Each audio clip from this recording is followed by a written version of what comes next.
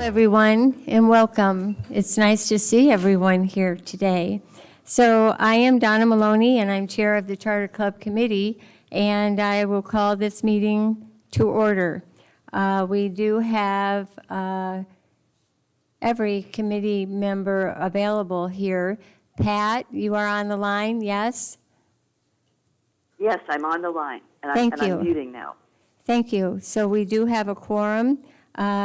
First item on the agenda, the minutes from the August 17th meeting. Do I have any amendments to those minutes? Hearing none, they will be approved as written. Joel, you will be secretary taking minutes today. I will need a volunteer from the committee for minutes for our next meeting. Otto, thank you. Otto will be secretary for our meeting on October 5th. First item on the agenda, everyone on the committee should have the committee roster that Karen has provided. And Karen, you are up. Hi, I'm the governing board admin. I don't normally come to these meetings, but it's the first meeting of the year. And what I do is I review board docs, which may interest the audience as well as the committee, especially newer members. So Katie, if you would go to where we're going to start is I'm going to show you the easiest way to get to board docs. And the committee has a handout on this. So you would go to your Chrome page or whatever and get on to your, there we go. And up at the browser bar, a lot of people don't know what that is. So it's where Katie's typing in gb.suncitywest.com. And once you hit enter after typing that in, it will take you directly to Board Docs, which is what this is. You'll see the big Sun City West logo. So what is Board Docs? Board Docs is a governance package that we subscribe to because we have to follow statutory laws, state laws regarding open meetings. We use them as a communication device as well with our committees, our board, and residents, okay? So that's, if you hear board docs, that's all that it is, and you're looking at it. So all the meetings in the middle, under meetings, you see the two meetings. Ours is there today, Charter Clubs, and there's another one coming up Thursday. I, by law, was put all agendas up 48 hours in advance, okay? So if we hit Charter Clubs as an example, it takes you to the agenda. This is one of the biggest questions I get is, where's the agenda? Well, you have to go over to the view agenda icon and click on it, and it comes up along the left side of the page. Well, it could be the settings in your system. It is right up here on the left side. This is the agenda. Meeting called order. Do you see? I'm talking right now at agenda item 3.02. As we work through, notice there's a little file folder at the very end. Here's one right here. That means there's an attachment. You can click on that, and so Katie, just click on this. This is what, and you go to the little, that's what it brings up, and this is what I've given the committee. It's a copy of sort of a cheat on how to use board docs. Okay, so that's how you kind of get used to it. Katie, will you go back now? Importantly, don't use your back arrow. If possible, try to use the tabs up at the right, so you see where you go to meetings. And so now we're back. The biggest question I get, how do I print the agenda? So you see to the right, there's the print icon. Okay, if you ever want to print it out, you don't want to be sitting in front of your computer. For example, if you're listening on the phone or whatever. So it will come up and the print icon is down at the bottom right. Okay, I don't know, again, everybody has a different level of computer sophistication. So anyway, so we can go backwards, and I'm just going to mention one other quick thing about board docs, and that's the tabs. So the first one is featured. That's the Sun City West logo page. That's the opening or home page. The next one over is meetings. Now this is what's really interesting. This is where you can find all of our meetings if you want to read the minutes, because they're very fascinating. So you want to pick, go to the years and then go down. For example, I can look at the governing board training. I can do that, or if you go way down, Katie, I can go, we started doing minutes on BoardDocs, keep going down, down, down, down, down, down. 2014. You can go all the way back, okay? And a lot of people do like to do that at times. So, and then you'll see, we go over when the agenda, we'll just bring you back to the agenda again. And if you go over one more, this is called policies. So you want to see what our bylaws or our policies look like. It's a little cumbersome. You have to go to the note about our docs, and you can click on any one of those. So for example, if you want to see what the bylaws look like, click on it. We have 10 bylaw articles, and they're all here for you to read. Little bedtime reading. And then library, the very last tab. This is where we have a number of the committee schedules, the torch schedule, general information, my contact information, the current board officers. Click on that one, Katie, just to kind of show. Here are board officers. I think they're pretty much all sitting in the audience, if they're not right up here. Ann is still out of town, our treasurer. She'll be back shortly. So there's a lot of information here. This is where you can go to check schedules and so forth. And you can always call me. That's what a lot of people do. So any questions from the committee on BoardDocs? Any frustrations, problems with it, whatever, feel free to call me if you have them, okay? Now I'm going to show you one other quick thing, kind of related. Now, do you all recognize this? This is the Sun City West website. A lot of people don't know how to get to the YouTubes. The YouTube we do, this meeting will be on YouTube, all of our meetings. And you just go to the website, I call it the nighttime pool picture, and that, you double click on that, and that is the link to YouTube. Up comes the daytime pool picture. The way I go in is I go to videos, the second tab, and here are all the videos, all the YouTubes going back over time. You can look up board meetings. Now, Donna wanted, Katie, if you would click on our last Charter Clubs meeting, which was August 17. When you click on it, it comes up, and there it is. Everything, they were going through the RR&Ps, which you're going to look at again today. So everything is up on YouTube. And now I'm going to show you a really nice part of this. So if you want to find something in particular, Katie, go down a bit and go up a bit. I want to show them how you go to show more. Come down a bit. So see this? This is the exact agenda. So when you want to go to a part of it, like I just want to hear the committee comments, you can click right here versus trying to look around in the tape for something above. So that's a trick that a lot of people don't know. Okay? So I just wanted to review that quick so everyone knows how to get to the YouTube. Now, I get a lot of calls. People don't understand how to get to it on the website. Okay? All right? Okay, thank you very much. And you're still on the agenda, Karen, for 3.03, review of consensus, recommendation I concept. thought I was off the hook. Okay, so committees, there's a lot of confusion about what a governing board committee does. A governing board committee very simply reviews materials and makes recommendations to the governing board. That's their purpose, okay? Making recommendations is where they want to end up. When they're ready, they will, by consensus, make a recommendation to the board. Committees don't really vote. The governing board votes.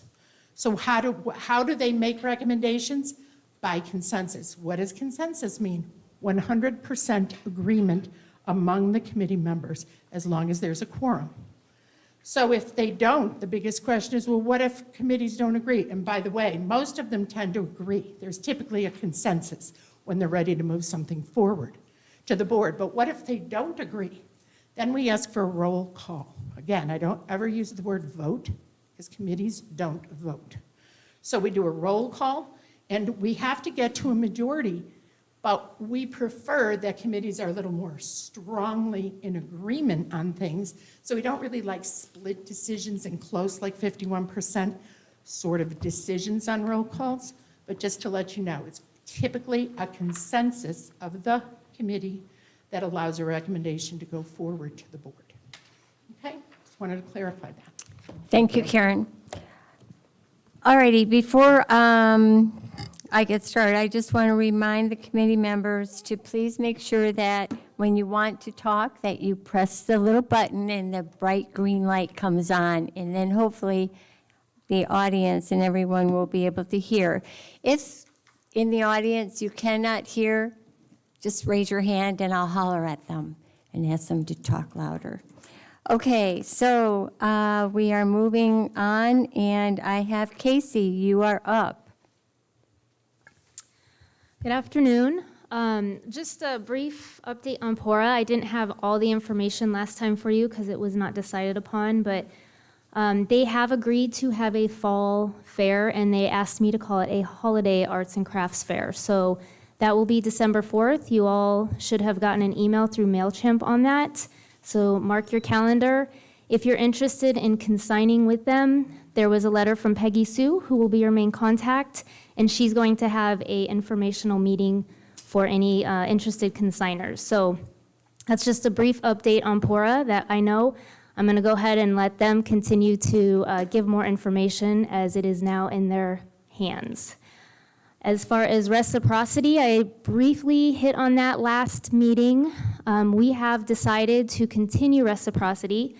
I have confirmed with Sun City that we will be a little bit more firm in our policies. So if you are a club that uses Reciprocity, I just want to make it very clear that it's only Sun City.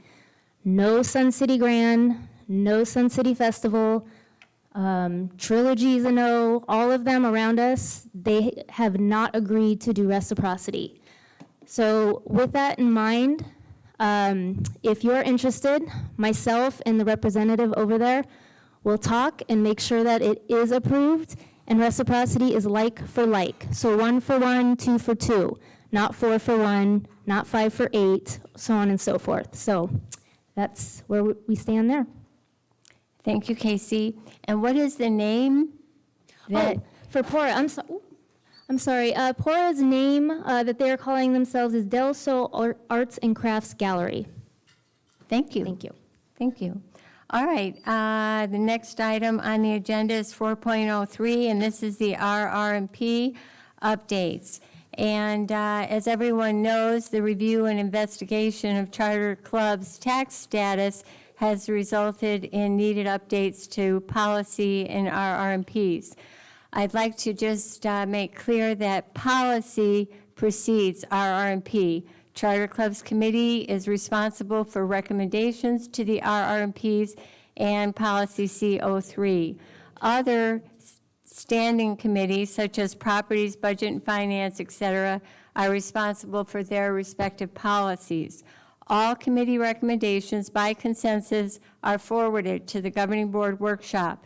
The workshop, by consensus, recommends either back to a committee for further discussion or review, or forwarding to the Governing Board meeting for voting. The Governing Board votes to approve or not approve recommendations. I will be going through the RR&Ps, and the red is from the 8/17 committee meeting. Those are the edits that were discussed at that meeting. The green that you will be seeing in the RR&Ps are the recommended revisions to be discussed today. And they are the suggestions that were made at that meeting, and those I personally received from at my request. So I would just like to say thank you to all of the staff, the committee members, and residents in the Governing Board for reviewing and responding to my requests for input. Our goal today is to move by consensus recommendations forward to the Governing Board workshop, which will be on September 10th.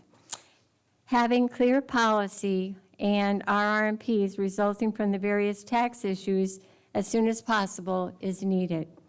So we will begin with page 1 of the RR&Ps, and there is a strikeout of red that was moved forward or had no further discussion on the 17th. Is everyone okay with that?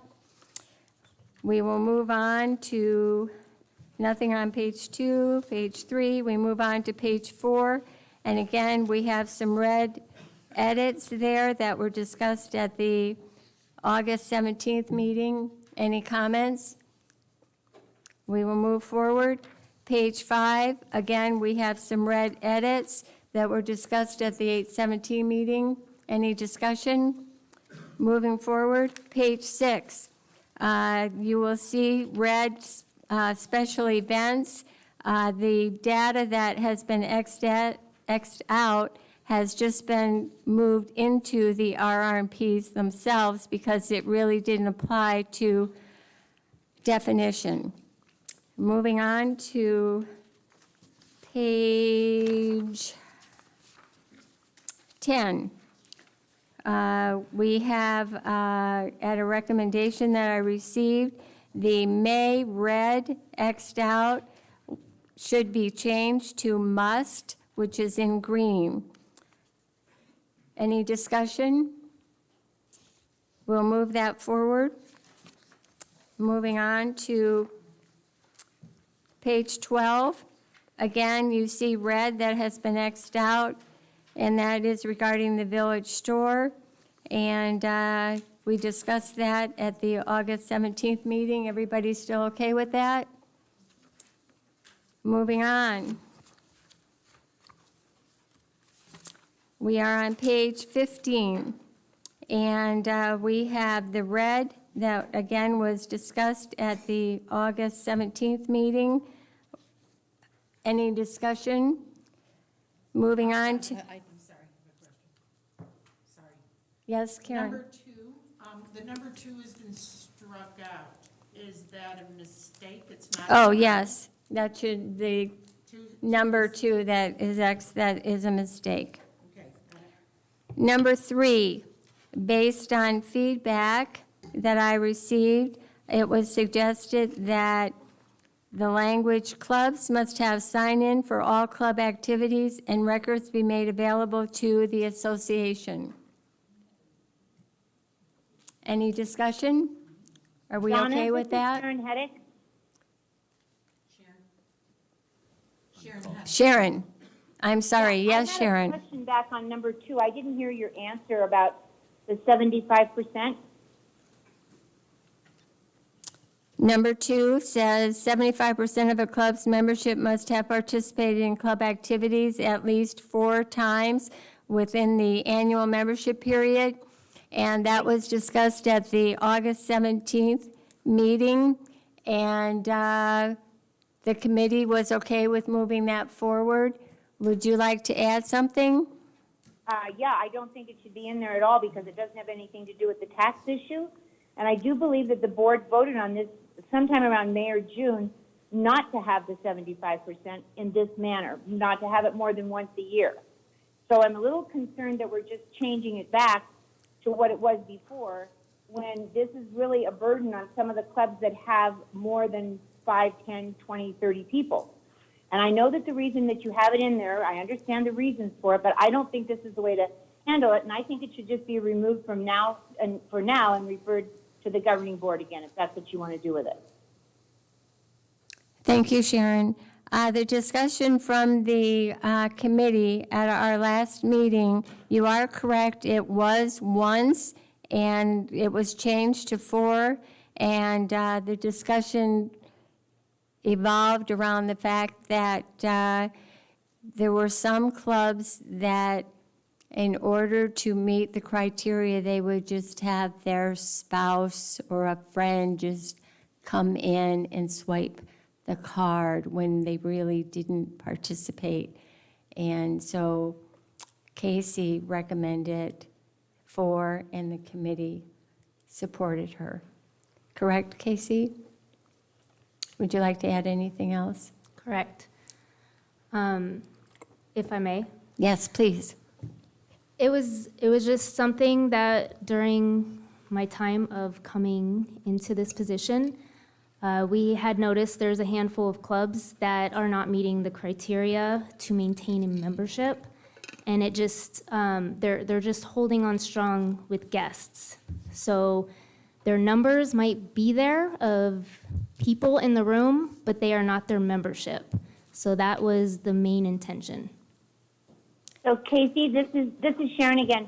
Can you tell me how many of those clubs you have that are doing that out of the 102 that we have? 3 dance clubs and 2 craft clubs that we know of for sure on the craft side. Okay, so it's my opinion again as a board member that since this went to the board before, that it should go back to the board to discuss, because you're dealing with 102 clubs and we're making 102 clubs do something that we have a problem with 5 or 6 clubs. And it seems that those could be handled on a different manner rather than having everybody else have to do something differently. Okay, Sharon, I would just like to share that we as a committee, this is the recommendation that we will be moving forward to the governing board workshop. And at that workshop, you will again be able to share your opinion. And at that time, the governing board will decide if they will move these recommendations forward to the governing board. All righty? All right. Any other comments? Would you please identify yourself and give us your number? Yes, I'm Bob Engen for the Bowlers Association, Sun City West. We do record all member participation. Need his rec number. Excuse me, Rec just, number, I'm sorry. My rec number? Yes, please. Sorry, it's a brain test, sorry, I know, you are an owner member? I'm sorry? You are an owner member? Yes. Thank you, I just need to know that, sorry.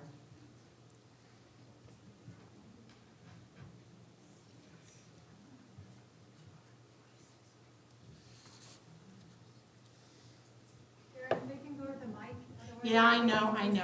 That's an, 126 okay, 126 885. 885.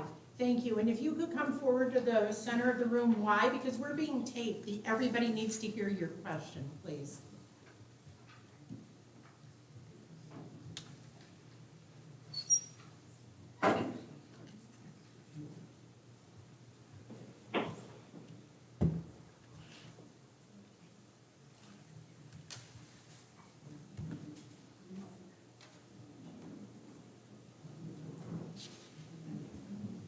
All right, I'm Bob Engen from the Bowling Association of Sun City West. All right, we bowl every 2 weeks. We do record all the people that bowl, and they're all club members. We allow non-club members to bowl twice, only twice, and they have to pay a different amount, and we track that.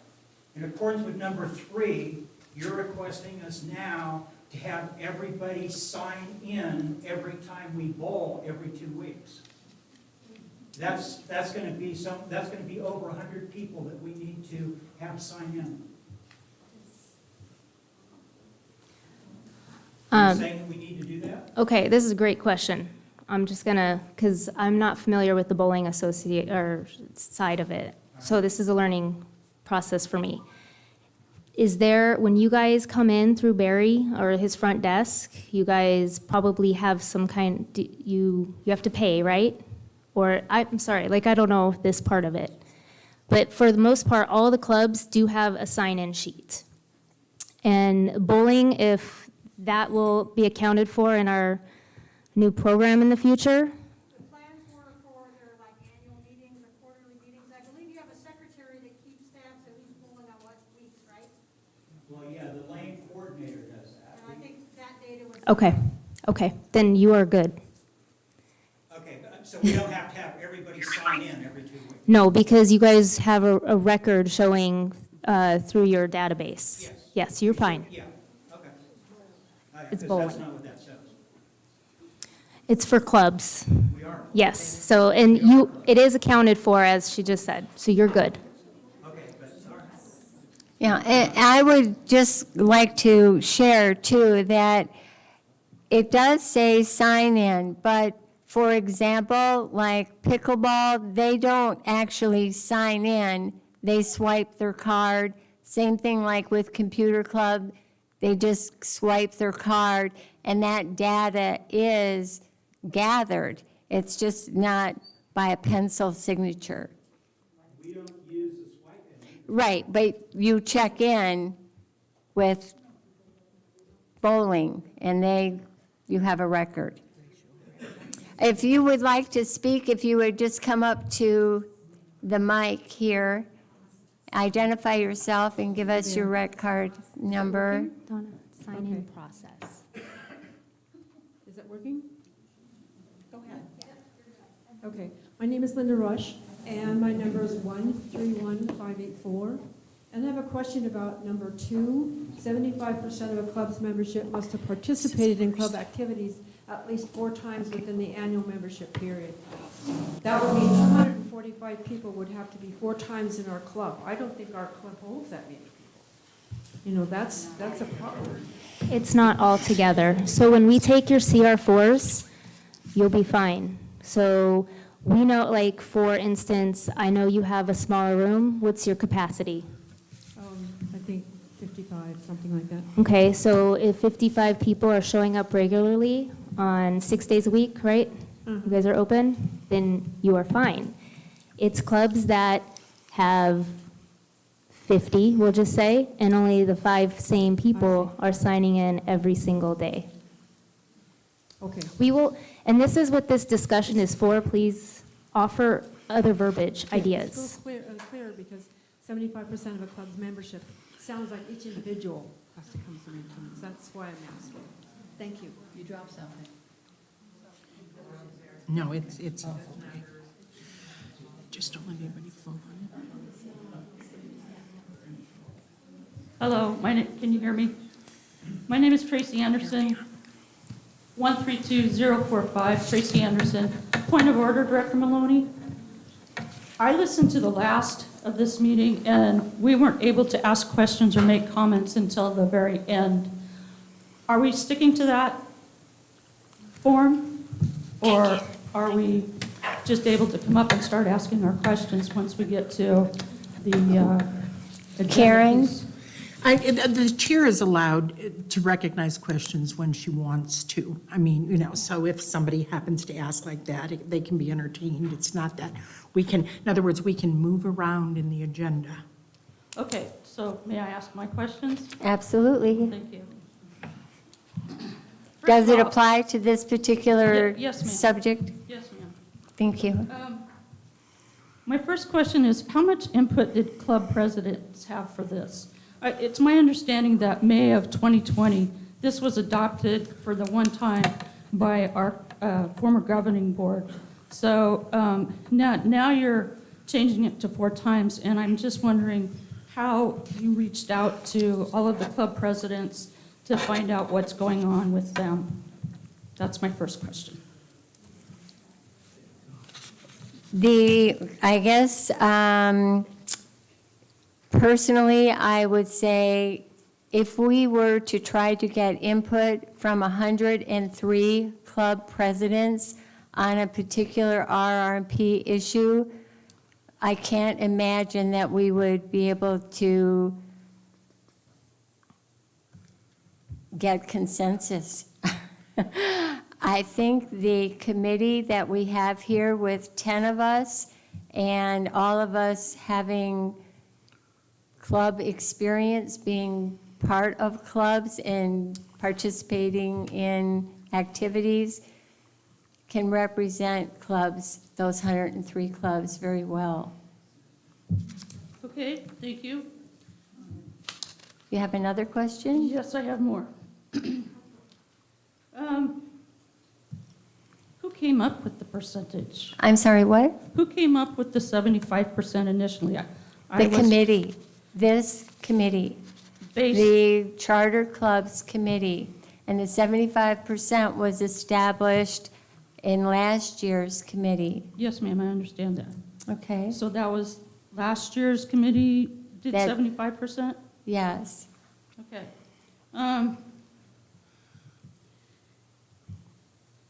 And I get Casey's point about we have 50 people and maybe 5 only show up, et cetera, et cetera. And it sounds like to me that we have 5 clubs that are not meeting the criteria of the, Yes, correct, and it's actually past history pre-COVID. okay. So another question is, please forgive me, Why are we changing it when we're just starting to get out of COVID? Our decisions that are made by the committee are based on information that we have prior to COVID. None of the decisions in these RR&Ps are based on any performance during COVID. Okay, so what is the timeline? Let's say the governing board decides to adopt this with the changes. What is the timeline for clubs that we have to start instituting this? I'm in 6 chartered clubs, just so you know, okay?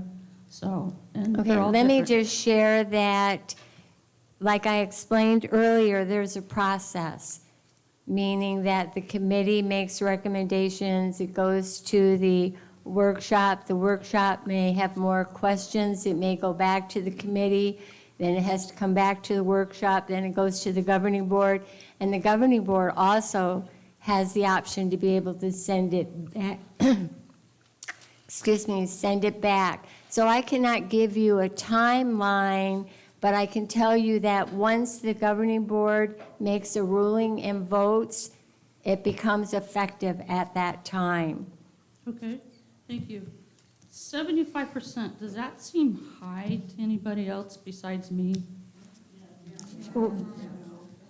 And again, I would just like to reiterate, it's not on a monthly basis. It is a matter of, on an annual basis, if you have 100 club members in your club, it is just saying that 75% of them hopefully have participated in a club activity within that year. 4 times. Yes. And again, the association, this was approved to try to take care of problems where clubs, it's the same 5 people that are coming in and using the facility. It's a fair and what is fair for everybody. But if it's the same clubs over and over, why not? I'm Not- sorry, I'm going to have to stop you. I think we've heard your comments, and I appreciate them. All But I right. think we need to Thank you move for all forward. of your work. I do appreciate it, believe it or not. Board members, Thank you. Thank you. Thank you.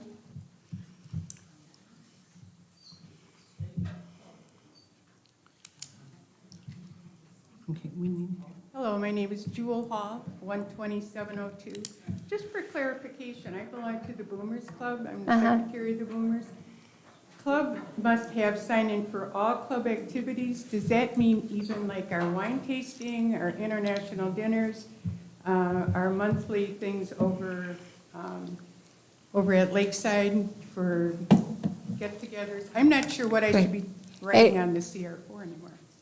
It's for activities on rec center property. So that would include volleyball over at Palm Ridge also? If you are on rec center property using our facilities, if you're over at Lakeside or you're having progressive dinner at other residents, So just what's happening here with the rec centers, whatever activity or event that is. yes, Okay, thank you. you're welcome. Hi, 111317. I'm Your Sharon- name? Sharon Chesney. thank you. Thank you for calling me back. I am treasurer of scrapbooking. And we're kind of like a small club. We've only got about 100 people. And related to this number 2, it almost sounds to me like the reason this was done is because you're looking for a space issue, because it's a space issue and whatever. You know, it doesn't make it, we were just talking, and it doesn't make a difference. We're currently about 76%, but we've got, you know, some people that, of course, from Canada, and they can't come, and other people that still don't want to come from COVID. But we're like, what's the difference if you have these other couple people come to fulfill their 4 times a year, or if you've got somebody coming 75 times a year? Into the microphone, please. 75 times a year, sorry. So this kind of does, the number 2 seems high to me. And also the number of times seems high to me. And then regarding number 3, clubs are responsible for recording their individual member participation. Yes, I know you're going to a software system, but until that, it's kind of laborious to have to record that 4 times a year for our person that does that. And then, so I don't know. And then you also mentioned that once this is approved, it will become effective immediately. Well, if this becomes effective November, then are we scrambling to get 75% of our membership for the calendar year to be there 4 times a year? I mean, I think there should be like an effective date once they approve it. It shouldn't be immediately, because there needs to be some kind of time to be able to, get that done. Casey? Yeah. Go ahead. Okay, so this is not to shame anybody ever. We do our part. Dory and Phil works with all the clubs. I'm sure most of you are familiar with them. And if we do see a struggle, we reach out. And we've done this to the past clubs that I am referring to. And it is become a constant decline in their numbers, unfortunately. If we do see that, we find ways to, whether it's newcomers with Phil, finding new opportunities, and we don't discourage clubs to fail ever. I just want that to be very clear. I understand where you guys are a little confused. Maybe the verbiage is wrong, but my clarification is just basically for clubs to be utilizing their clubs for the right reasons and maintaining that purpose. So I don't see scrapbooking as a problem. Well, I know, but you're saying that, but then if we don't adhere to this 4 times a year, then you're making a decision about us not being a problem, but maybe somebody else is. We all have to play by the same rules, but I guess I'm saying if you've identified 5 clubs, there's 98 other clubs that are paying the price because 5 aren't doing their membership or whatever. But everybody is doing their membership, and I'm a move forward kind of person. In the past, it's been let go, and I'm talking very far past. So we're just I'm just going to use Bill's words, we're just getting the train back on the tracks. Okay, well then I guess I would like to recommend less than the 75% and less than 4 times a year, because 4 times a year, especially we've got people that can't even come into the country right now, and I understand this was all pre-COVID or whatever. But also then I would like to see less of a percentage. Thank you for your input. Thank you. And I will just make one comment. And again, I just want to say that this is the committee's, we are trying to be fair and equitable to all clubs. Clubs' designated space should match membership participation, not membership numbers.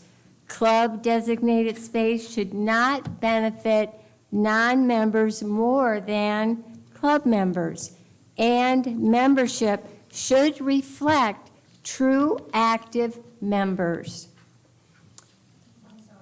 I think that we need to move forward, if you don't mind. Actually, the comment is what you just said. It has nothing to do with either one of those two. Okay, would you like to come up to the mic then, please?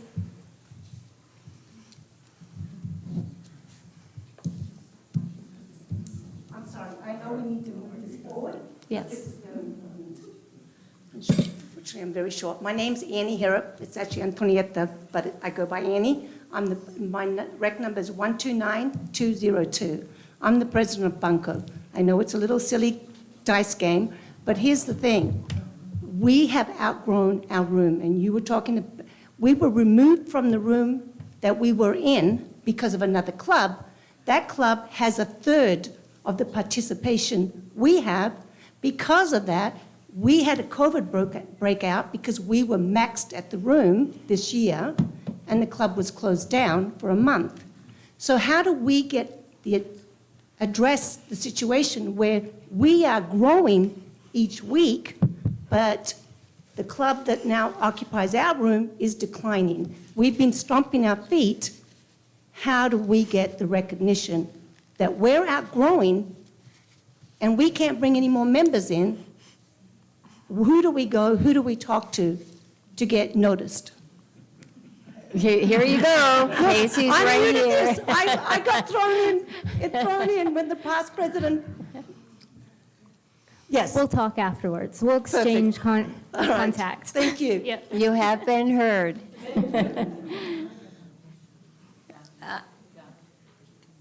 Okay, Judy, yes. Just a comment. Please make sure your mic is on. On number 3, do you think we should change the verbiage, sign in might not be the appropriate Yes, word? I think It that, should be attendance taking methods or something? how about if it says clubs must have a sign-in process for all clubs' activities and records be made available to the association? Yes, that'd be good. Any other, Karen would like to I had a make, question I had thought about previously, but it struck me when you were talking about the bowling and checking in at the desk. Shouldn't we have to require, when people are saying, quote, sign in on rec center property, that in some way a rec number has to be presented at the time of sign-in? Because somebody goes to a front desk, hey, I'm here, I wrote my name down, but are you getting a badge number that we really can track who on, especially for some of these events that are outdoor events, how many are legitimate card holders and how many aren't? Per club, yeah.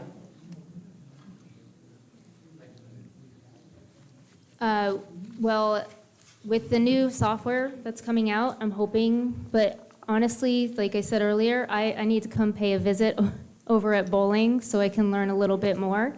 Well, you're not going to talk to Barry, you talk to me. I will. I'm the one that puts all this stuff in. I'm going to get Barry. Okay. No, and I'm happy to do so. Okay? I'm on a learning process, and bowling is not very familiar with. So I'm happy to learn, and we'll get those questions answered.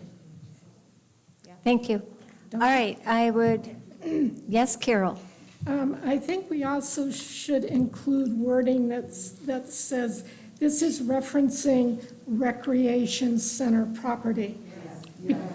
That's not included in here anywhere, and there are many activities that go on off rec center property, so these rules wouldn't apply, or that rule would not apply. We could just change number 1 to just say, membership participation is the action of taking part in club activities on rec center property.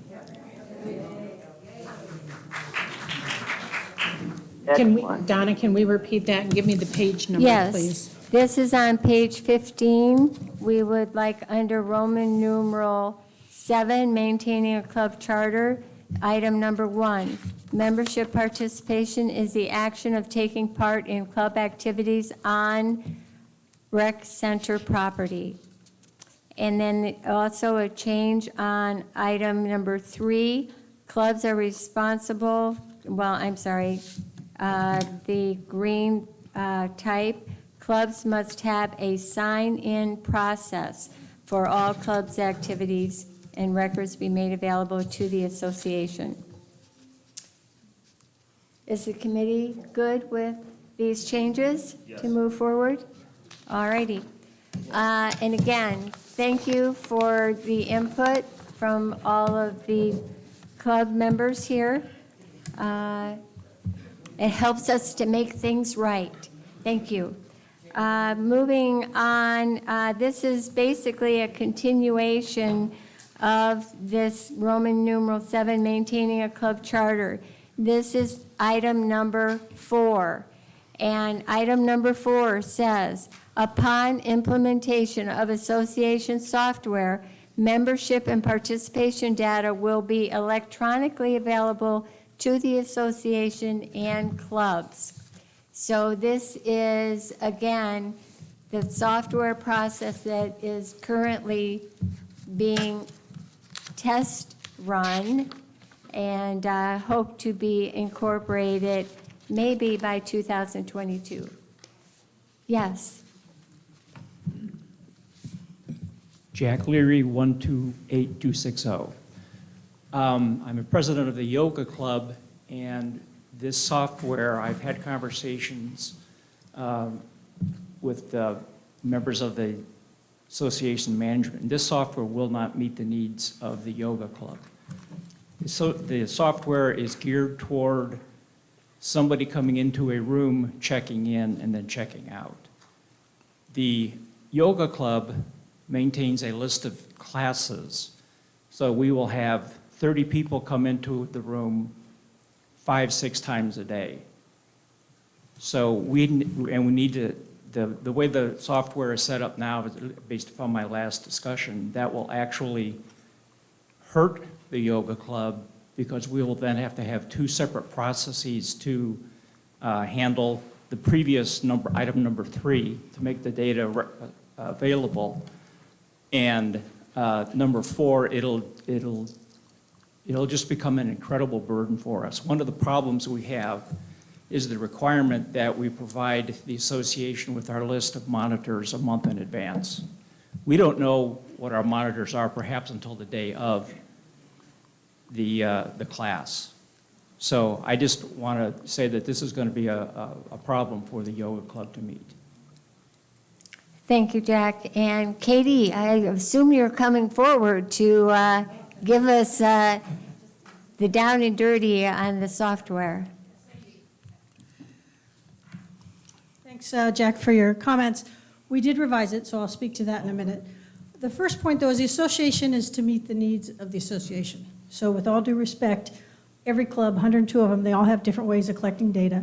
Some is better than others. None of them check our rec center's database. So you may have a membership database for yoga, but it's only good as the last time you checked the rec card.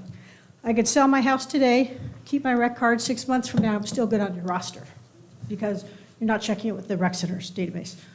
So the software will have a dual authenticate or a dual check. It'll check that they're good with the rec centers, and it'll check that they're good with the club. So the club's rosters will have to be up to date, given to us, so that we have that in a digital format. So it's doing that dual check. As far as the monitors go, because every club is so different, we did remove that requirement. We originally envisioned it that someone would be sitting at a desk checking people in, but every club is different. Model Railroad, they let themselves in, they may be the only guy in the club.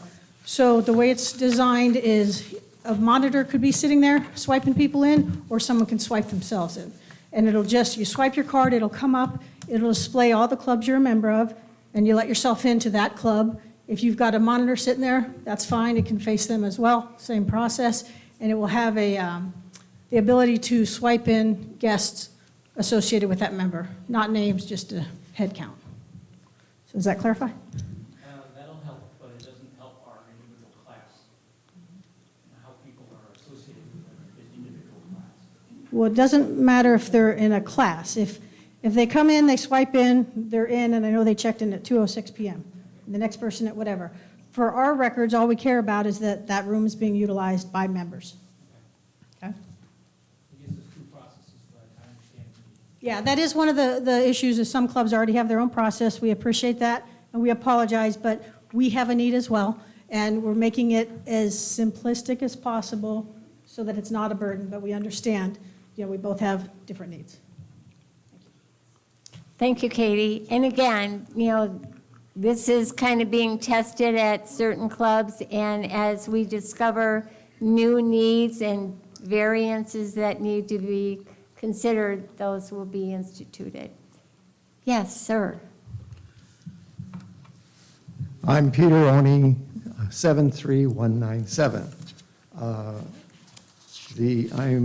Currently I'm affiliated with the Dance Sensations Club, and over the last year and a half, we've developed some software that would meet our needs, similar to...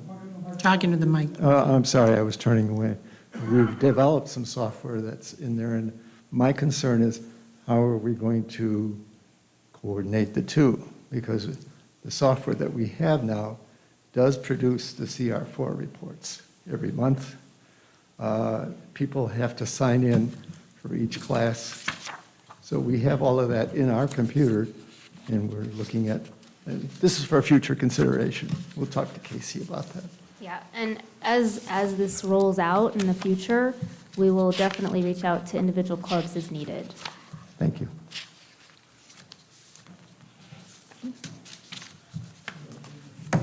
Okay, let's move along. Oh, come on.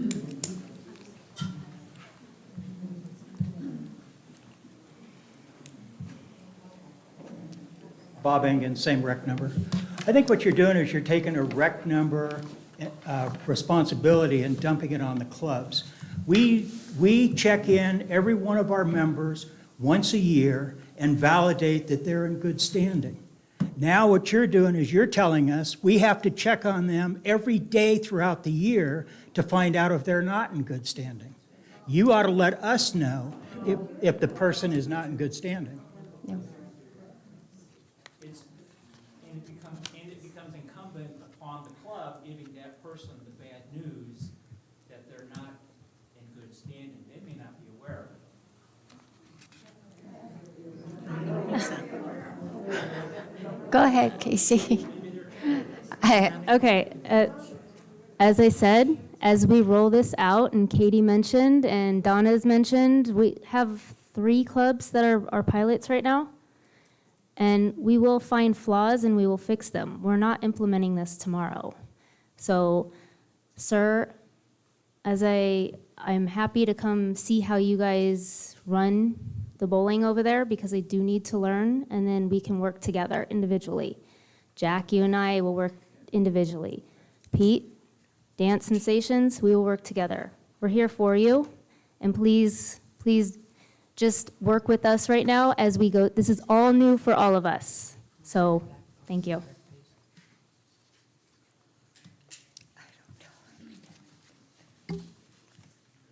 All righty, I would like to move forward now on this item number 4. Upon implementation of association software, membership and participation data will be electronically available to the association and clubs. Is the committee good with moving this forward? Yes. All righty, thank you. We will move on to page 20. Page 20, item number 7. The red was moved forward at the August 17th meeting, and it was suggested that the words "as appropriate" be added to this. And so it would now read, the non-recreation cardholder guest policy adopted by each charter club in its bylaws must address the number of times a non-resident cardholder guest may attend club activities per year per club member as appropriate and be approved by the recreation activities manager. Is the committee good with moving that forward? Yes. All righty. Yes, Jack. Jack Leary, 128-260. The way this reads makes it sound like that a non-resident cardholder guest may attend club activities per year per club member. So that means that if Joe Dokes off the street wanted to come in and go to a yoga club, he can attend 4 times the way we're written right now per year. But the way this says, it could be 4 times per host that person comes in. Is that the way I'm reading? Am I reading that correctly?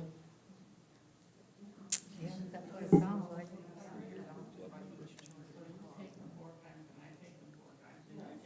Yeah, exactly.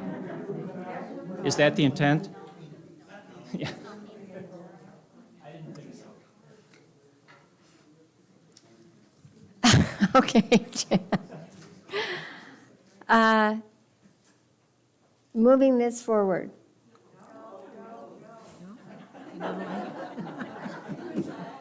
Sorry. Okay, how do we want to change this? Pardon?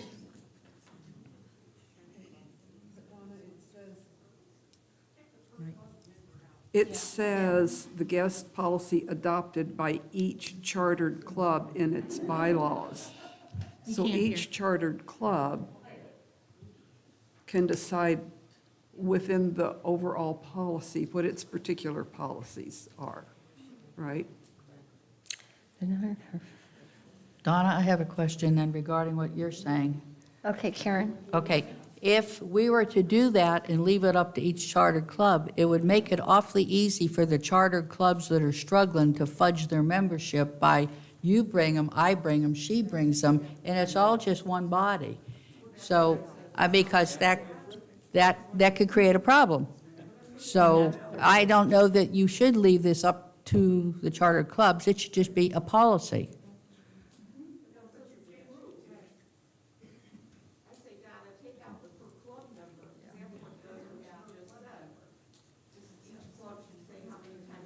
Yeah, what? Just take out, Per club member. yeah. Mm-hmm.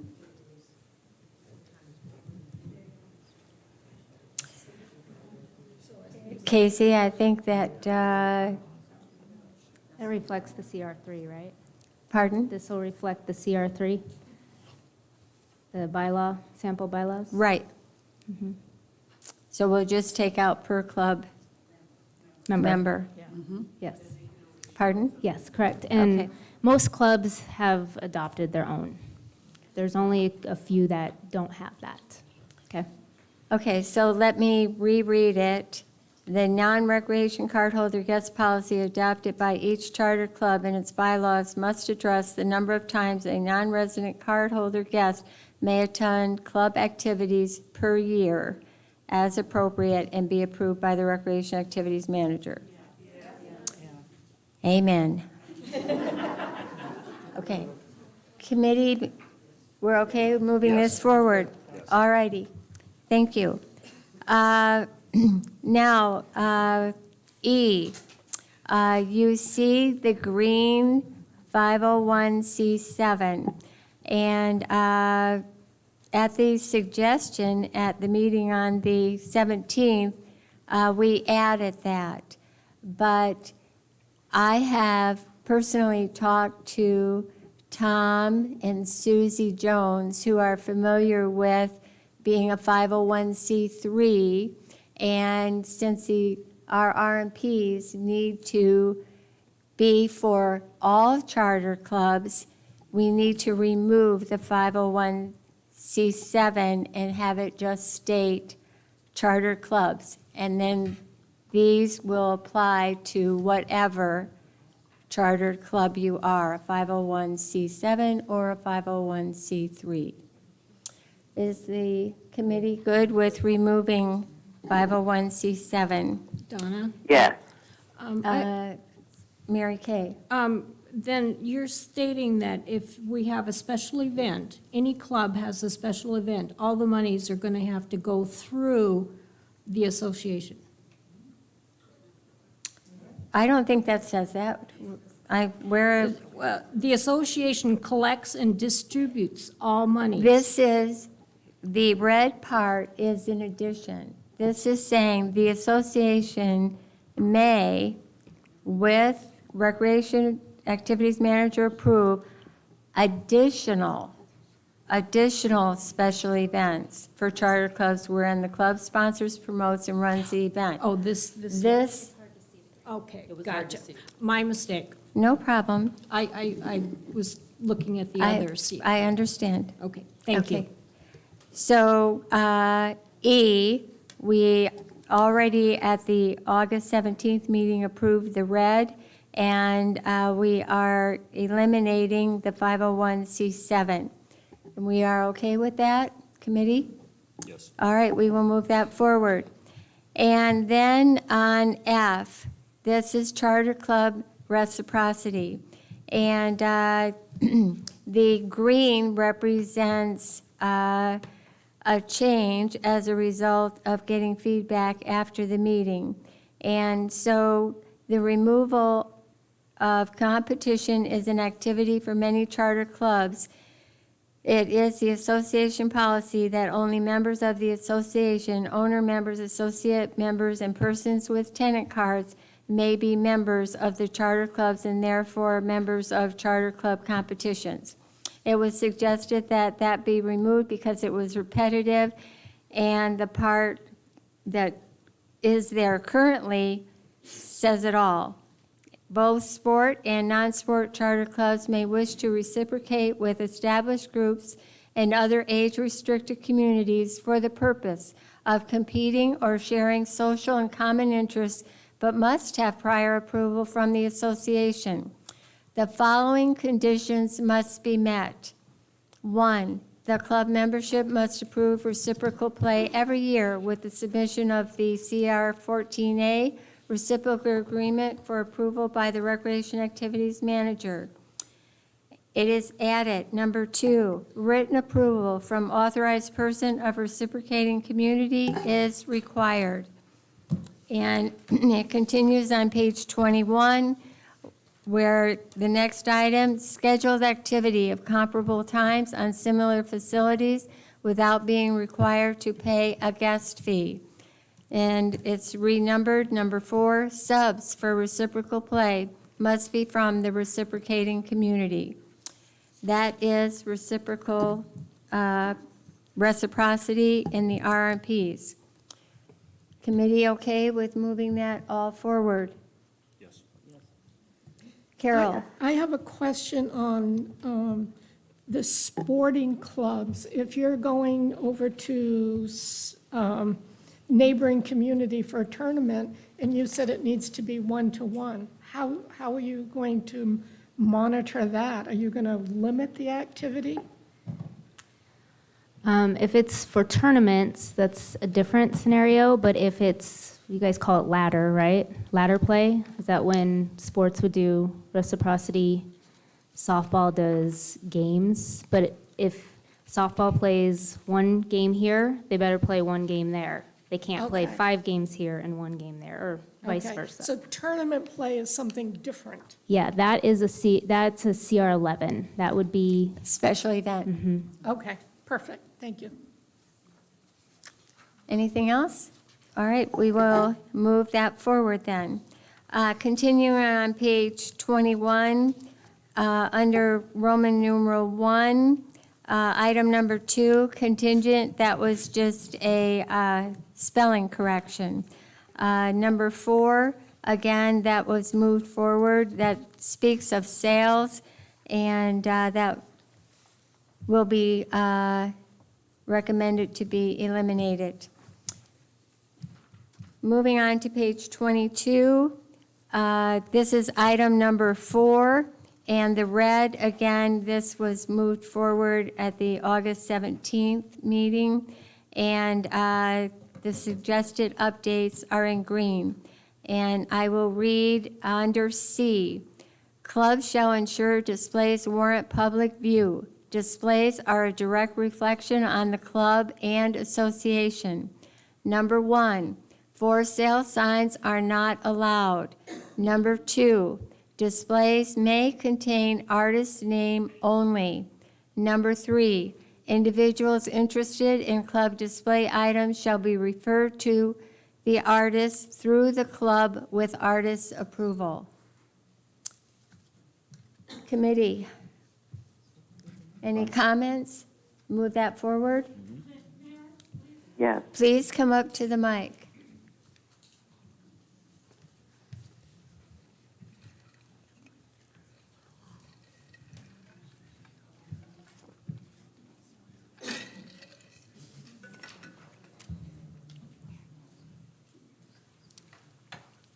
Yikes.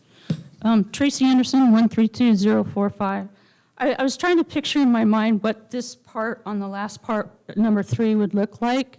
Are you saying that the person who, like, if I want to buy your piece of artwork, okay, am I going to be given your name, phone number, et cetera, so that I can contact you? Okay, if I am the club and there's a piece of art that is displayed and you come and you are interested in that display piece, you would come to me, the club, and say, I am interested in that piece, and the artist's name on that piece is Donna Maloney. And then I, the club, with my permission, would give you my information for you to then contact me regarding that piece. If you want me to make a piece, if you're interested in buying it, or whatever. I have a suggestion because of privacy issues with the different clubs and stuff. If I want to buy your piece of artwork, could I instead fill out a form with my information, contact information, and then it would be given to you within the club, and then you could contact me? I think that's a great idea, and that is a club decision. Okay. The club will make that decision however they want to do it, as long as the club is not promoting sales. So I'm guessing maybe if we change number 3, the individual interested would, I'm not quite sure how to word this, you know what I'm saying? I know that lots of clubs have privacy issues, and giving somebody who's like me your information, you may not want it, and I don't know. It's just something that's not quite, thank you. You're welcome. Do I have any recommendations, Judy? I'm just wondering in number 3, are there going to be phone numbers in the display cases of No. club presidents? No. Or how are they going to All- know who to contact? They will have to contact the club. So whoever, the club will have to give you that information.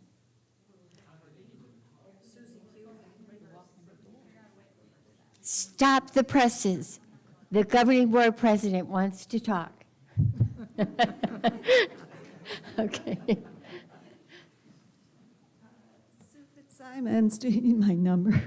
111107. In some of the art stores that I've seen, they have a plastic spot where people can leave their business cards. So if you're the artist, okay, I'm Sue Fitzsimons, and I've agreed to have you give out your information, that I have my business card in there because my item is displayed.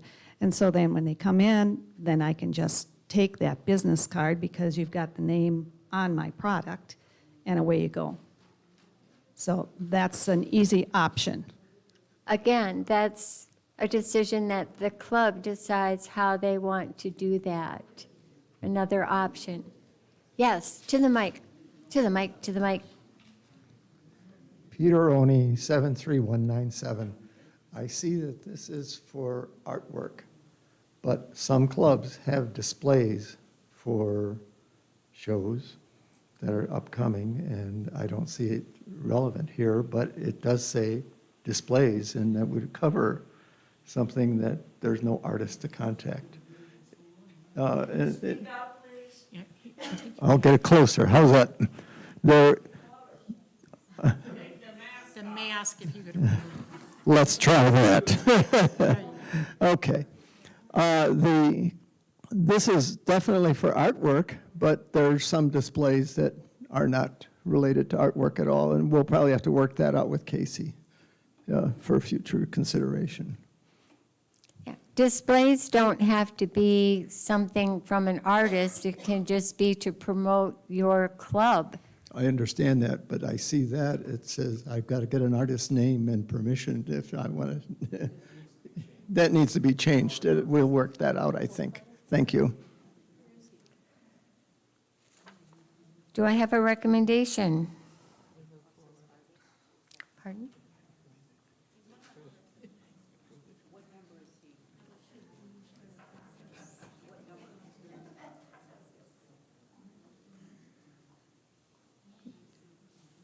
Number 3 specifically?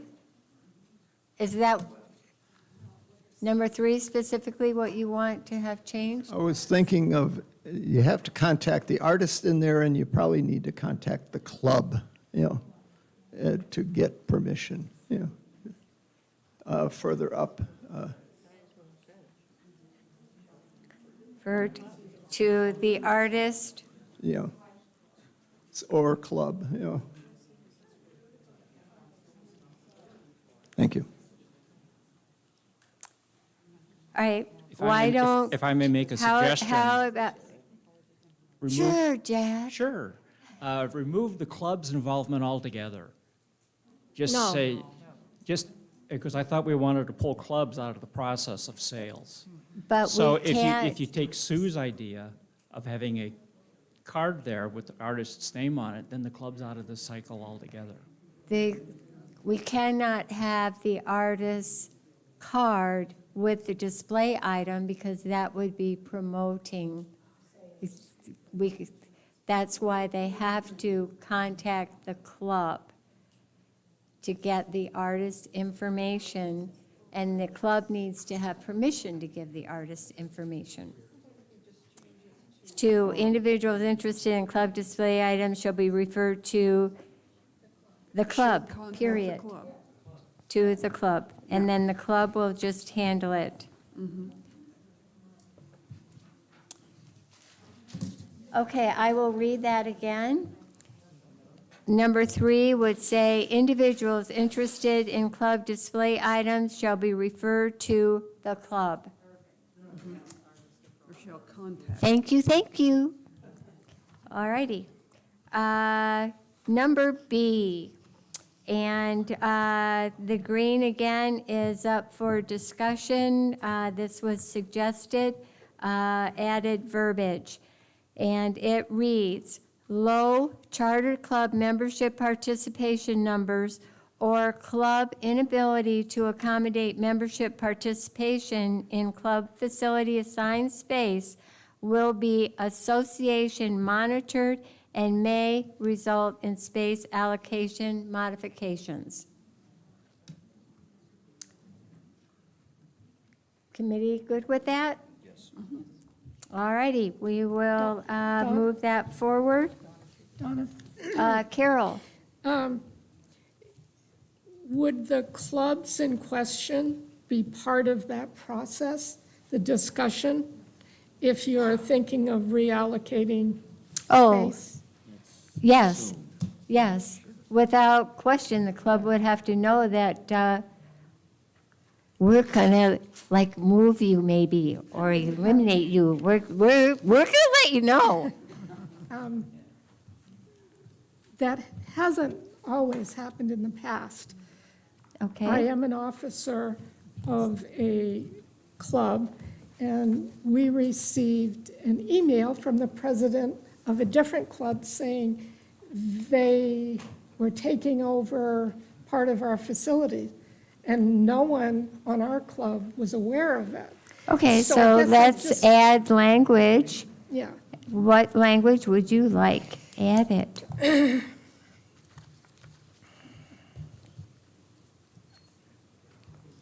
Association shall notify club. Yes. Well, I think it needs to read that there's input from both of the clubs in question.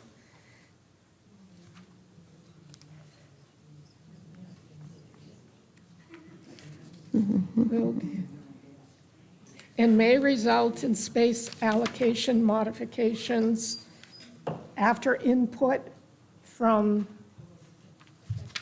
the affected clubs. I have a suggestion. After Yes, Karen. After association monitored, you could put "and discussion with subject club," And club discussion. and club discussion may result. Yeah. Then that way you've got it in there that the club has to at least be brought into Right. it. Then there are no surprises. If there's gonna be a Casey, are you change, good with know. that? I just love this. We are like working out everything.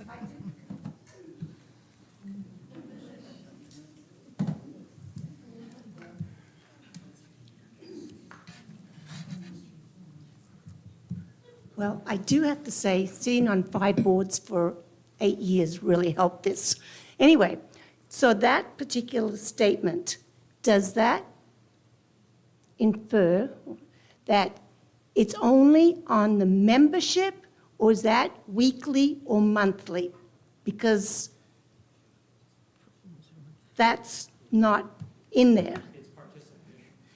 Yeah, but in the past, we were removed because the other club had more members, but it wasn't taken into consideration how many showed up weekly. It was only on total membership. We didn't, I'm not saying they fudged, but we didn't fudge.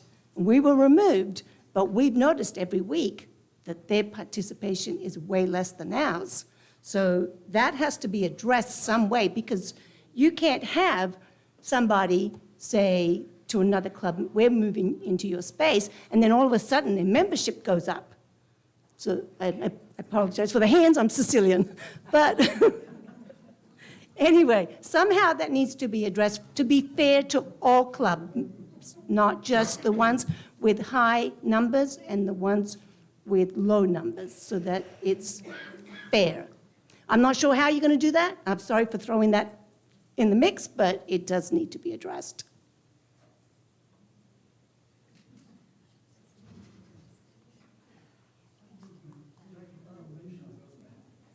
Casey, is that something that can be measured on an annualized basis? Yeah. That's based off of CR4s typically, and then once we get our software installed in the future, then. Yeah, and then we have our club membership, the CR15. So that's for how many members are within a club. That does not relate to participation. Yep. Joel is. Go ahead, Joel. Can I suggest then that it would read low chartered club membership participation numbers on an annualized basis, or club inability? So just add the numbers on an annualized basis. Or we could just start the sentence with continued low chartered club membership participation numbers or club inability to accommodate. Karen? This refers to participation. Nowhere does it say membership numbers. So we're already talking about participation figures here. I don't know that we have to fine tune it, because this only, right off it says participation. It's not saying anything based on membership. It's talking about participation. But I understand that, but we were removed from the room because of membership, not participation. But that's why we're going to some of these things. Yeah. So I just, again, Yeah. I understand, I'm new to the presidency, so, but I have been a member for 3 years. So that's my thing, is it kind of says it, but it didn't really state it. So as long as we're moving forward and we are going to do that, that's all I want. Not Okay. just for my club, because for other clubs as well. Right. Participation will be absolutely reviewed. But it doesn't say annual, weekly, or monthly. Joel? So. Joel, and Joel, Again, I'm not trying to be, I'm just trying to say, it really doesn't address it on a weekly or monthly basis. It's not saying annual, weekly, or monthly. Define low. Yes, thank you. Define low. What is low? 75%. 75%. No, yeah, but it should. Okay, we can only have one person talking at a time, and let us think for a second. We've heard this, and we have Joel making a recommendation to add. To add on an annualized basis. And that would be added Right after where? the word numbers. Membership participation numbers on an annualized basis. And Don, I think that's a fair statement, because in the summer, you could have 10 people coming, and in the fall, you Right. could have 50 on any given night, so. Okay, so let me read it. Low charter club membership participation numbers on an annualized basis, or club inability to accommodate membership participation in club facility assigned space will be association monitor and club discussion and may result in space allocation modifications. Okay. Do I need to reread that? Donna, association monitored with club discussion. Thank you. I will read this again. Low charter club membership participation numbers on an annualized basis or club inability to accommodate membership participation in club facility assigned space will be association monitored with club discussion and may result in space allocation modifications. Oh, no. Jack. Yeah. Why don't you come to the mic and then I can hear you? Thank you. Wouldn't you want to manage or measure the club inability to accommodate membership participation also on an annualized basis?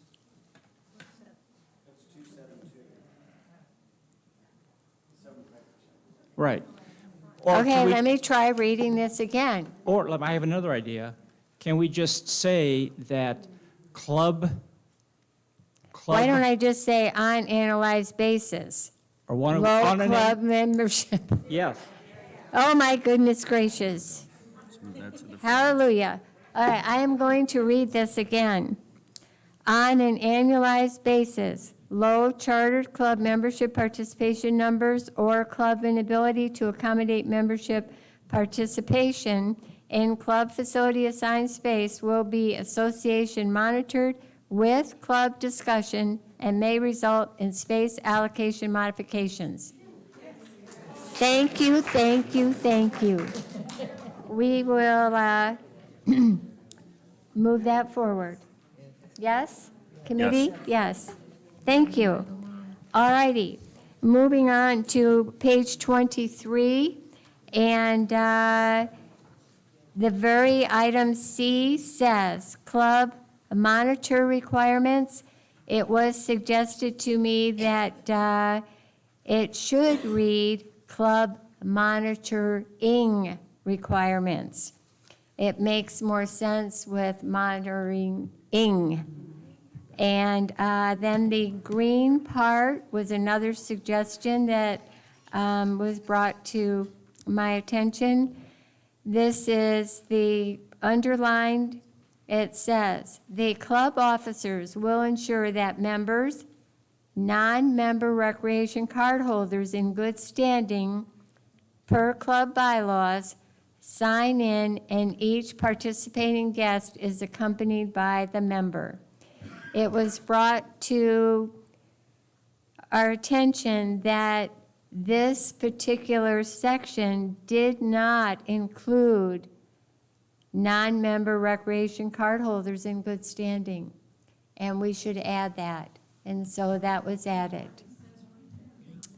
You guys are so smart. You just, all right? Committee members, are we okay with moving that forward? Donna, there's something grammatically wrong with that sentence. Okay. So after sign in on the second line, I can't hear if sorry.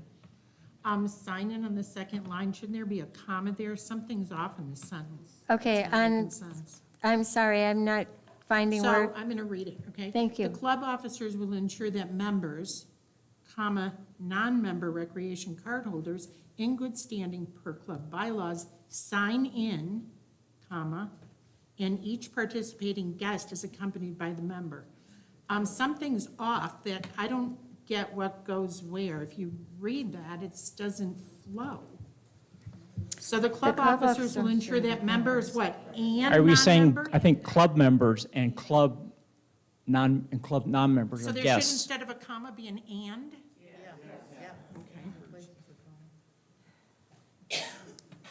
You want to read that, Karen?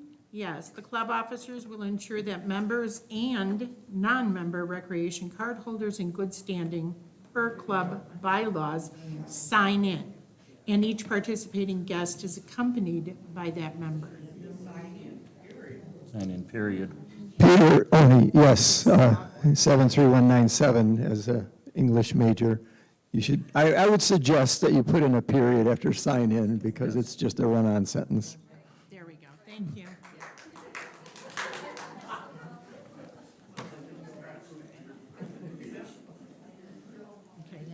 And can I get another clarification So on that? let's handle one thing at a time. So, Karen, Yes. please repeat what we think we want. We did. Okay. The club officers will ensure that members and non-member recreation card holders in good standing per club bylaws sign in, period. New sentence, each participating guest is accompanied by the member, period. I have a question about the use of the word is adequate, or is it a must, or is it a may, or is it a? Should say must be, must be. Must. So change is to must be. So each participating guest must be accompanied by the member, period. Okay, I'm going to read it to make sure I have it correct. Okay, the club officers will ensure that members and non-member recreation card holders in good standing per club bylaws sign in, period. Each participating guest must be accompanied by the member, period. Yes? Yes. Yes, And there's yes. just one small thing, bylaws. Oh, my goodness I know. gracious. Bylaws doesn't have a hyphen in it, so I'm going to remove that, okay? Bylaws is one word, no hyphen. All righty. We will make bylaws one word. All righty. We are moving on. We are on page 24.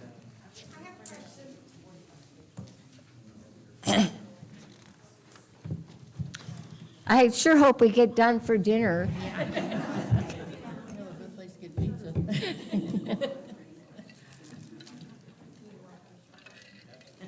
Nancy Steele, 74074. The only thing I'm questioning, we have many people that are just moving here, and they don't know a lot of members, so they come to our club, and they visit our club, and they are they're not accompanied by a member because they don't know other members. So they're stopping by. So you're saying that they can't come in our room because they don't know somebody else? Let's go back to, you remember what a visitor is and what a guest is. Two separate things here. Visitor gets to come in and a guest. Okay, moving on. Now I am on page 24. And this is in red, which would indicate that this was discussed at the August 17th meeting, and we can just move this forward. Yes? Yes, okay.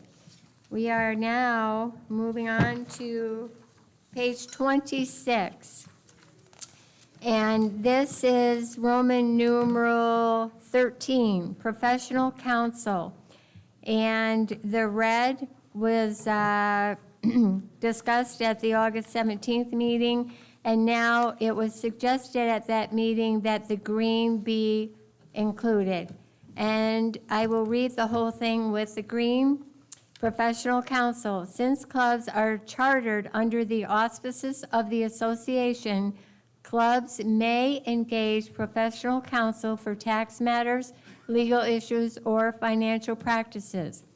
The club is financially responsible for the professional counsel. Recreation activities manager must be advised prior to initiation and copied on all correspondence. Guidance is available from the association. We okay? Everybody, we are moving that forward, and now we are on page 28. Page 28, the red was discussed at the August 17th meeting. We are eliminating D on there. We're okay with that still? All righty. We are moving on to page 31. And again, this was, the red was discussed at the August 17th meeting. And a suggestion on Roman numeral 2A. We needed to change the word to from, and let me read that sentence. 501c7 charter clubs may not receive more than 15% of gross receipts from the revenue of goods and services from non-members' sources. We okay? Yes. All righty. Another suggested correction was under A3, record of member and non-club member revenue and receipts must be maintained by charter clubs. Again, we're okay? All right. B, it was originally suggested that we add the word social, and my experts, Tom and Susie Jones, being familiar with 501c3s, said, oh no, take social out of there. B, 501c3 charter clubs must be charitable or educational. Yes, we're okay. Everybody? Okay. We are moving on to page... Donna? Excuse me, Mary Kay. The social doesn't need to be in there, like you're saying, taking it out, but that doesn't mean that the club won't be a social club besides being a charity and an educational club also. Yes. Just want to make sure that everybody's clear on that, that they can still be a social club, but it isn't specified in their bylaws and their mission statement. The In social club must be charitable or educational. The C3s. Yes. Yeah. They can still be social, but they have to have purpose of charitable or educational. Yes, sir. Point of clarification on A, gross receipts from the revenue of goods and services. Some clubs do performances. Is that considered a service, or is that something that needs to be added in there for future consideration? I'm sorry, I struggle with the question again. Please ask me again. On A, 501c7 charter clubs may not receive more than 15% of gross receipts from the revenue of goods and services. That restricts it to just goods and services, and we have clubs that do performances. That would be a service. That's a service? Thank you. No problem. Okay. We are moving forward on page 32. And this is Roman numeral 4, sales. And again, the red was discussed at the August 17th meeting, and the green is what is suggested. 501c7 charter club sales of any kind on association property is prohibited. Next line, exception requires recreation activities manager approval, period. There could be an exception. Yes? We're good with that, committee? Yes. Okay, we are moving on to 5 taxes, and the red, again, has to do with the village store. It was discussed at August 17th meeting, and the committee is still okay with moving that forward? Yes? Yes. Okay, moving on to page 33. Again, the red was discussed August 17th. Move forward. Any comments? Moving on to page 34. Again, the red was discussed at the August 17th meeting. Move forward. Any comments? Great. Moving on to page 35. Again, red was discussed at the August 17th meeting. We will move that forward. Page 36. This is E. Again, red was discussed at the August 17th meeting, and F as well. And you see the 501c7. Again, I reference my 501c3 experts, Tom and Susie Jones, suggest that needs to be removed. 501c7, it is 501c7s and 501c3s can have charity fundraisers or fundraisers. Everybody okay? We will be removing the 501c7. And we move on to G. And again, this particular bank accounts, along with the next one, Club Equipment Reserve Fund. These both items at the August 17th meeting, the committee said we need to move both of these items for further discussion.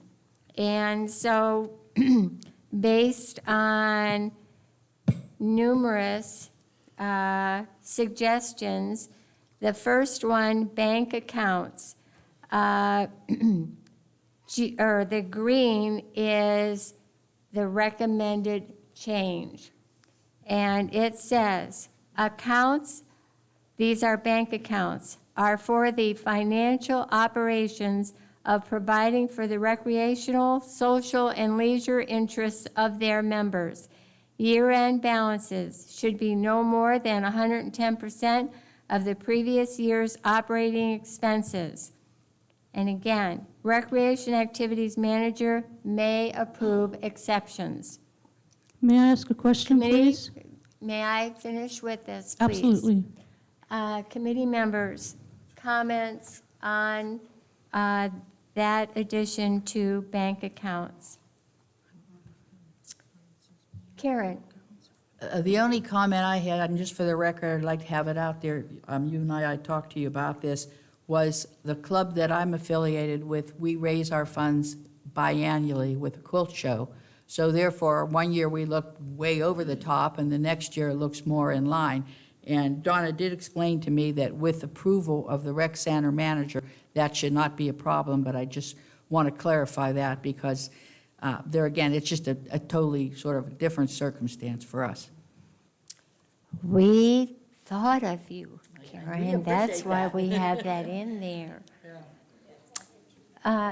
Any other comments from the committee? Donna, yes, I had a question. Okay. How this all started was, I remember me asking what the definition of prudent is. What is the dollar amount for prudent? And I know at that time we had discussions about whatever financial dollar amount is prudent for the scrapbooking club is not the same dollar amount that might be prudent for the wood shop club. So my question is 110% of previous year going to cover the scrapbooking club, the wood shop club, or any of the clubs, just that number of 110%? And I would like to respond, Joel, that realize that when you start a new year, you're getting all that income from your yearly dues. And so the 110%, you shouldn't even really need to touch that because your club should be running on what you collect for your membership dues. We're being very generous there. And just to clarify, you know, you asked about the wood shop, and I did talk to Ron over at the wood shop, and he is happy with that 110%.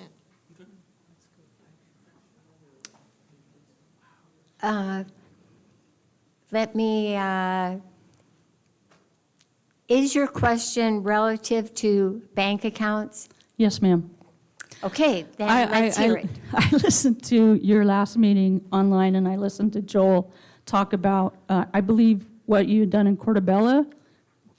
Is that correct? For clubs? Well, yeah, I mentioned last time when I lived over there, what the policies were. So when I saw this yesterday, I was concerned that, and Karen pretty much, I think, answered my question, but I was concerned that if you're over 110%, where was the money going? Was it going to stay in the club account? Was it going to go to the rec center? That type of thing. And correct me if I'm wrong, because I probably am. I think you said something about the money going somewhere else other than back in your club account in Portobello? Right, well, I mean, everybody was, I mean, you could say forced over there to spend your money, because if you did not spend it, it went to the HOA. Okay, so I guess I want to make sure that that's not what's going to happen here. Does that make sense? We're not going to take your money. I don't have any, but anyway, thank you for your time. Debbie Dorn, 137872. I'm here on behalf of the Rip and Sew Club, and we buy new equipment like every 5 years, and we have a great expense every 5 years.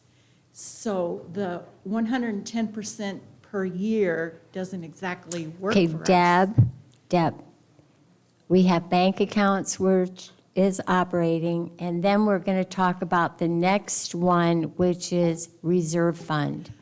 And I think that will take care of that. All right. Donna? Karen? Yes. On the third line, then 110% of the previous years, I'm assuming that's an apostrophe S, not an S apostrophe, because they are different things. Sure. Apostrophe S. Sure. Thank you. Thank you. Thank you. All right. So, yes. Okay, my name is Cheryl Tyler, 105798, and I am the treasurer of the fitness club. There are 800 of us, approximately, and we have well more than 110% at the end of the year because of our dues. And we have classes, just like some of the other clubs do. If something should happen, the 110% is not good, because right now we have a large bank account because it's been carried over from year to year to year. But if we have one class that something happens and we have to go out and get a new instructor for like a month or so, no offense, our club is screwed. Because So we do will you have see that part where it says recreation activities manager may approve exceptions? Okay, so we would You just should ask be for able that? to go to Casey and say, this is our situation. Could we have an exception? Okay, thanks. Okay. All right. Do I need to read this again? Okay. And the committee is good with it? Yes. Yes, wonderful. We will move on to the Club Equipment Reserve Fund. And again, the green is what we are going to discuss as the suggestion for this. And I would just like to say that on the green was done, and then 2 words were additionally added after I had some consult with my 501c3 experts. So this is what it says, what is being recommended. Clubs with an aggregate equipment value over $5,000 may establish a reserve fund for the future repair and replacement of the present equipment. Club equipment should be inflation amortized with a life expectancy cycle. The fund should be, and what it originally said, be no more than 25% of the replacement cost of all the equipment.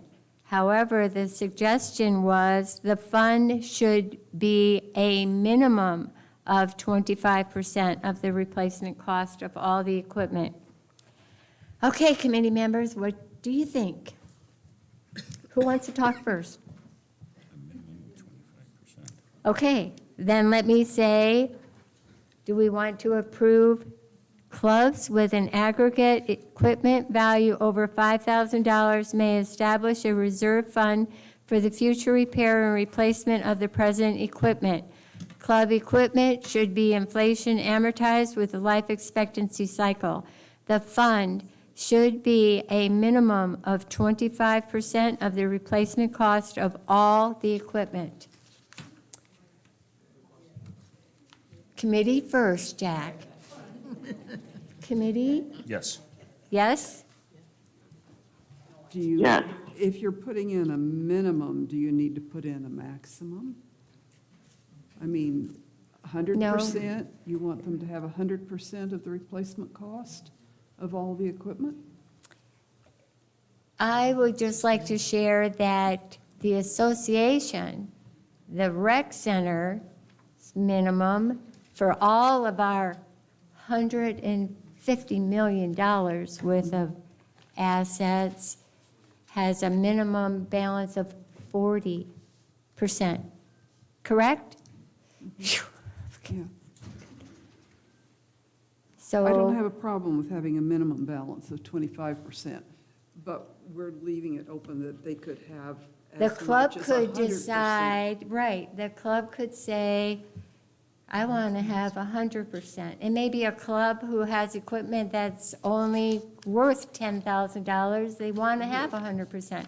But the club who has $250,000 worth of equipment can't come up with 100%. And they would be happy to have it only be 25%. Yes?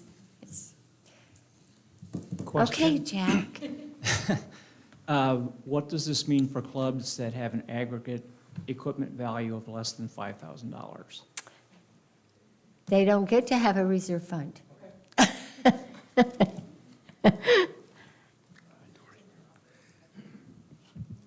Gene Murin, 121757.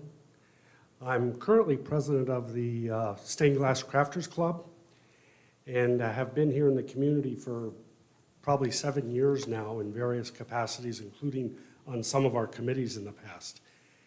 And a couple of comments I'd like to make. One, in regards to this specific item, is these are rules and regulations, but they shouldn't be dictatorial to the clubs.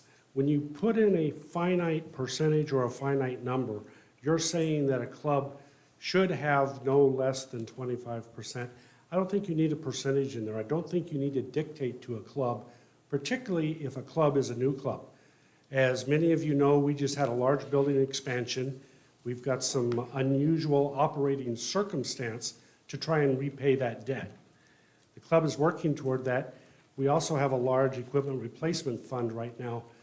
We don't need a rule in the RR&Ps to tell us what that percentage should be.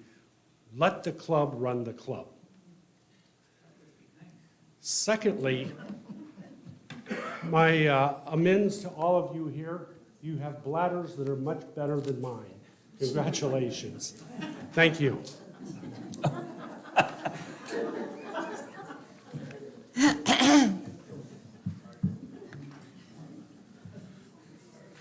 That was interesting.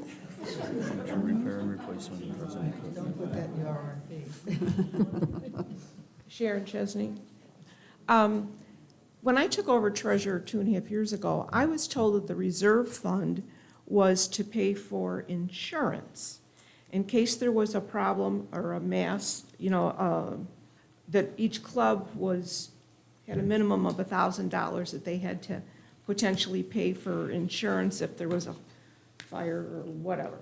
So it had nothing to do with equipment, so we put $1,000 into this reserve fund because that was going to be our deductible. So that's what our reserve fund was for. But now reading this, it says that we now need to total up our equipment and put 25% of this into a reserve fund. Do you have equipment, valuable equipment?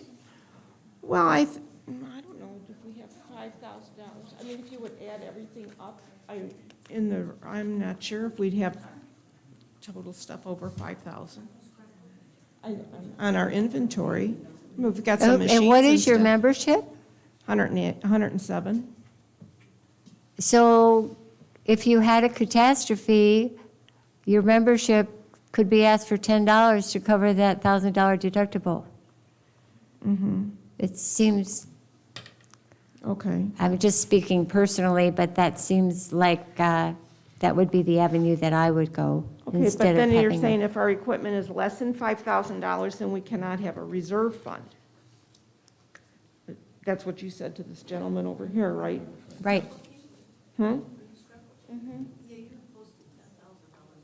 Yeah, I thought so too. Do you But I don't want know to if it's speak to been- this?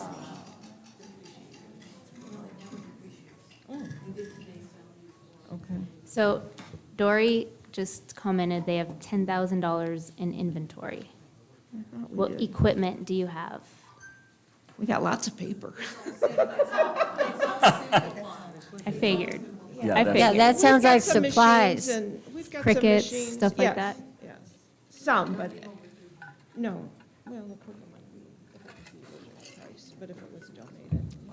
It's for discussion with her. Pardon? I'm sure there's a few other clubs in the same boat, correct? Okay.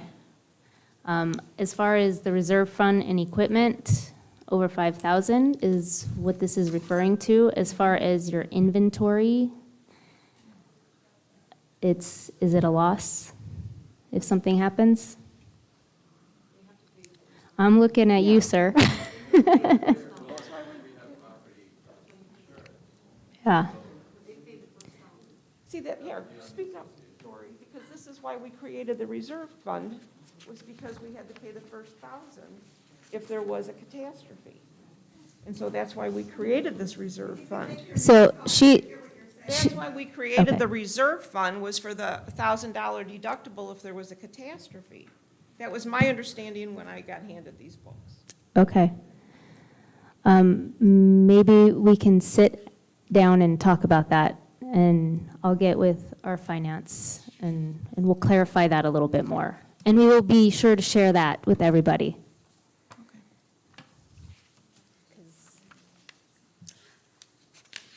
Okay, so we have heard the comments from our audience, and I'd like to have some feedback from the committee as far as what is the recommended paragraph here, if we would like to make changes to it, or if we would like to move it forward as it states. I will read it again. Clubs with an aggregate equipment value over $5,000 may establish a reserve fund for the future repair and replacement of the present equipment. Club equipment should be inflation amortized with a life expectancy cycle. The fund should be a minimum of 25% of the replacement cost of all the equipment. Judy? I'm just wondering, I honestly don't know if our CFO has anything to say about this also, but I wondered if it should say the fund amount should be at the discretion of the club if we're going to move in that direction. I don't know where that 25% came from or how important it is. We picked it out of the air. I bet not. I mean, seriously. Pete, do you have anything you would like to share?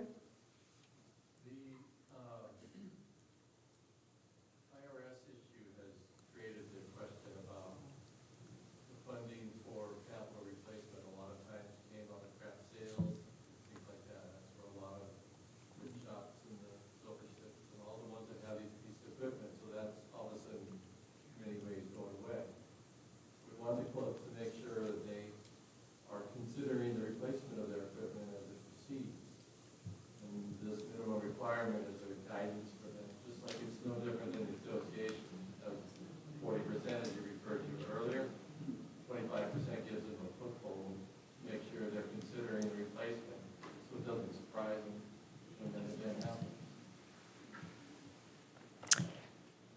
I interpreted that as a support of the 25%.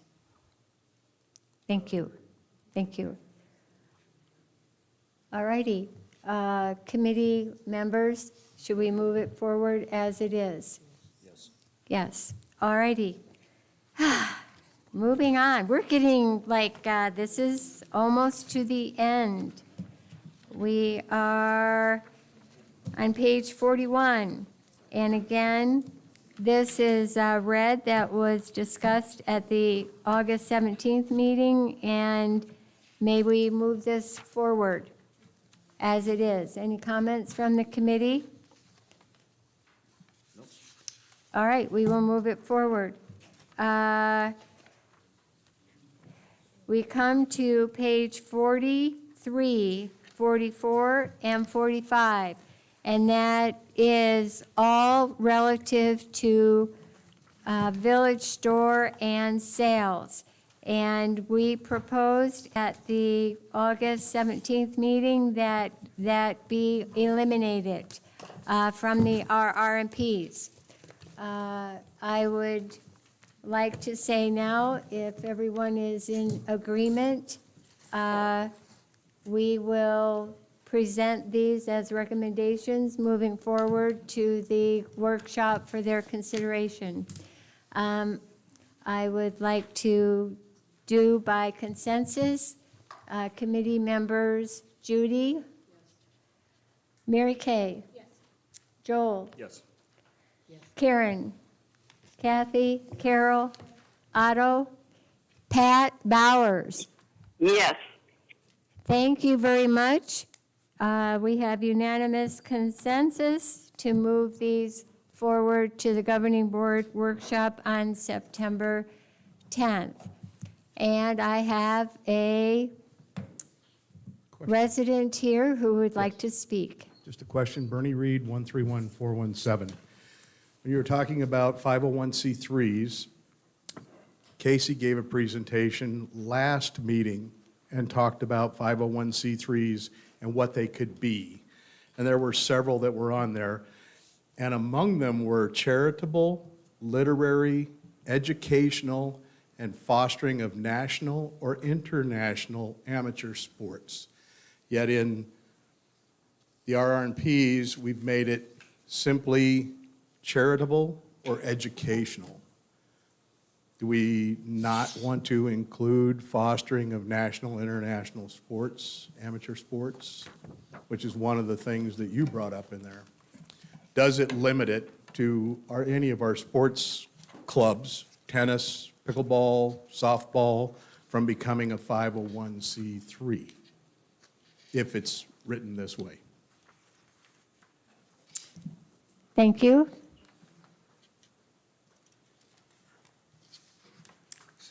Anyone else? I like to see the fact that I didn't scare most of the audience away. That was encouraging. I guess I just would like to say thank you very much for attending, and we really do appreciate your input. We are doing what we hope is best for the majority of clubs. Moving on into our agenda here, the next items on the agenda are chartered club minimum memberships. And I would like to say that this was brought to my attention, asking if the committee could have discussion on this. This is regarding the fact that social clubs, in order to become a social club, you have a minimum membership of 75, and if you are a craft club, you have to have a minimum membership of 50, and that has been from the very beginning. And so it was asked of me to put that on the agenda for discussion. Do we want to keep that the same? We need to have discussion. So I am tabling that for our next meeting so that you know that that will be our, for discussion at that meeting. And also, the next item on the agenda is chartered clubs competing. Again, this has been brought to my attention for discussion within the committee regarding there are clubs out there that compete basically with other clubs by doing the same type of activity. And again, that was asked to have discussion within the committee, and I will table that for our next meeting in October. And then finally, the last item on the agenda is charter clubs membership meetings. Again, I was asked to have discussion for the committee on this because currently the RR&Ps say that you must have 4 general membership meetings a year. And because of snowbirds, and it was asked, could we have discussion on that as well to perhaps reduce that number as well. So those will be topics for discussion at our October meeting. And committee, any comments? Joel? I just want to follow up on Bernie's comment about, becoming a 501(c) and what the IRS qualifies as. And Bernie did bring to attention there were only 2 things that were listed. So I guess I would direct this question to Casey. Either can we change that, or if a club, a sports club, decides to pursue the IRS qualification of, nurturing, forget the exact words, but, nurturing that sport, would IRS rulings override RR&Ps? 501c3 sporting is then welcoming a lot of outside competition in. So we would have to do this whole thing again. I would think in order to be in compliance with our RR&Ps and the fairness of the rest of the clubs with guests. And being quite familiar with that side, it's not that it's not possible. Where are you at, Bernie? It's not that it's not possible. I just personally would discourage it. We are Sun City West. I think we want to remain our community with our owner members and limiting that amount. Now, if we want further discussion, please, I'm happy to talk with you in regards to that. I know there's a lot of sporting clubs out there with opportunities, but I know I did put that on there. I'm very well aware, and those are just practical opportunities. But for what our clubs are presented as, I think educational and charitable are best fit for our community at this point. That does not negotiate us having a conversation, though. Fair? Thank you. Thank you, Casey. Any other comments? Comments anymore from the audience? All right. And Katie, do we have any comments from online?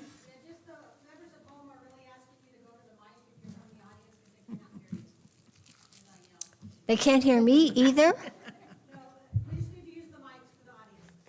All righty. I will adjourn the meeting. Thank you, everyone, and I hope to see you on October 5th.